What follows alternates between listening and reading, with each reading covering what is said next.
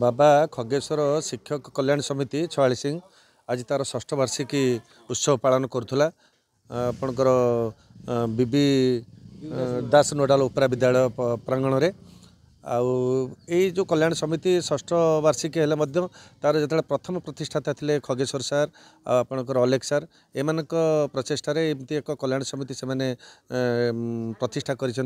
विगत वर्ष धरी अनेक प्रकार काम से किसी छात्र छात्री जो मैंने मैट्रिक परीक्षा भल कृतित्व अर्जन कर पुरस्कृत करने संगे संगे विभिन्न शिक्षा क्षेत्र में विभिन्न विद्यालय कार्य कर शिक्षक मान भितर जो भल भल कम करुवा शिक्षक मानक संबर्धित कर स्थले कहीं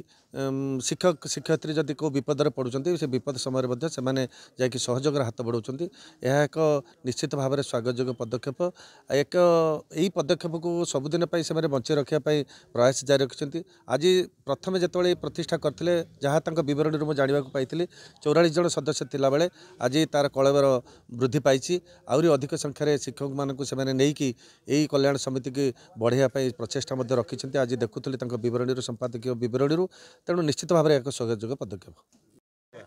जोटी गोटे कथा अच्छी जोटी थाए आंतरिकता से थाए सार्थकता जोटी ना आंतरिकता से थाए व्यर्थता तेणु आम जो आरंभ करूँ श्रीजुक्त अलेख चंद्र नायक मु आन्य केतजन वरिष्ठ शिक्षक तेणु गोटे महत उद्देश्य नहीं करूँ आम उद्देश्य पर्यंत विफल होना धीरे धीरे यार उत्तर उत्तर उन्नति होमर शैक्षिक परिवेश वृद्धि करवा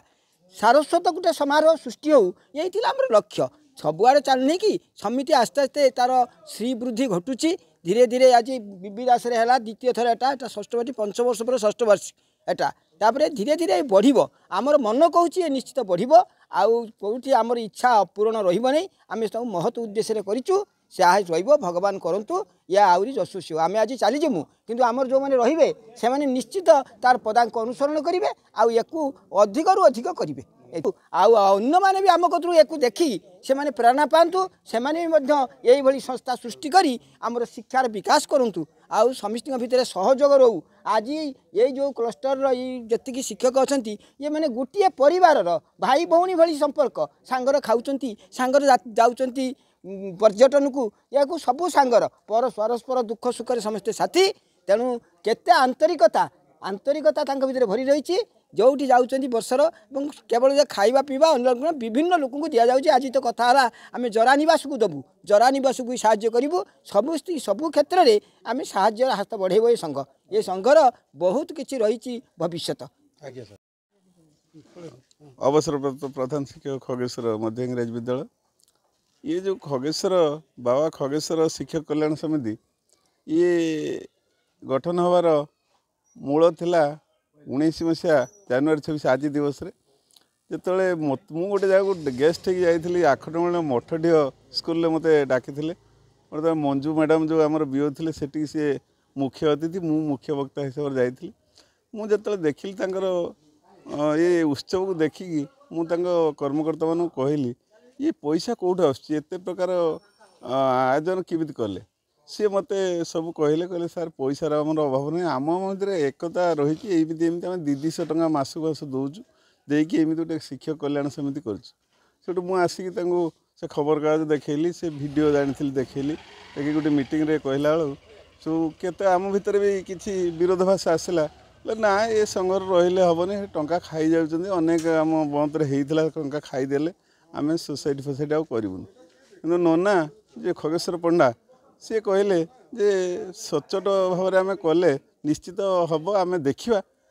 आम वर्षे कलु वर्षे 2 वर्ष कलु 3 वर्ष कलु 4 वर्ष कलु 4 वर्ष जो आम 9600 लेखे जनका दे सारू आउ ता पर वर्ष को आम पैसा अधिक होगा पैसा आम कहीं नेलेनी सोसाइटी चलवाई आम असुविधा है आम से कौन कलु ना 10,000 लेखे आम अंशधन देदेकी आउ स्टॉप करदेलु से ही वर्ष आउ बर्तमान सुधा पैसा कहीं दौना पैसा नदेकी भी आम पाखर 49 जन सभ्य अच्छा 49 जन सभ्य से रिपोर्टिंग आज कहुई समस्त को 4,90,000 टଙ୍କା आमर अंशधन रही बेले जो मैंने लेफ्ट आउट होते से 10,000 जो मुहूर्त आज डेट्रे जी चाहिए से पलि जापर किंतु तापर भी आम 4,90,000 सहित 1,45,000 टଙ୍କା लाभांश आज रखीदेचु आम संगठन जो मैंने आम कार्य करूँ सेक्रेटरी प्रेसिडेंट एवं आमे सबू बलराम कतरू मो पर्यंत आम नो टीए आमर एपर्यंत पेड तैयारी बिना पेड्रे चलती यही वर्ष पेड हम किंतु आमर पैसार अभाव ना किंतु आमर जे लेफ्ट आउट हम किसी कथा ना कि संस्था रहा मल्ला आगामी लक्ष्य हूँ सामाजिक क्षेत्र में आम कि उन्नति करूँ मोर लक्ष्य थिला कौन ने आम ये जो 6 जन को देनु एक कथा नुहे आम आमर एमती बर्तमान कैपेसिटी है आम ब्लॉक तो आम शिक्षक को आज डाकिकी जी रिटायर्ड होती पार कैपेसिटी अच्छी किंतु यहाँ मो कथा नुहे आम मीटिंग रे पास हेले हम एटा यदि चाहबू आमर जमी पैसा है आम करूँ आमर आज आज बजेट आम 50,000 लगिचु 50,000 आम प्राय 20-30 जन 6 जन को जो हिसाब से देलु आउ 20-30 जन वर्ष को रिटायर्ड कर आगामी दिन में आम एक आ परिकल्पना करूँ पिला निश्चित भाव में उत्साहित करूँ 9टा पिला दौचु आम प्रत्येक स्कूल गोटे गोटे मेधावी पिला बाछुचु दौचु यहाँ आम चाहूँ आहरी किसी भल आमर उद्देश्य रही लक्ष्य उद्देश्य रही निश्चित पूरण हम शिक्षक मान सहयोग रही। धन्यवाद।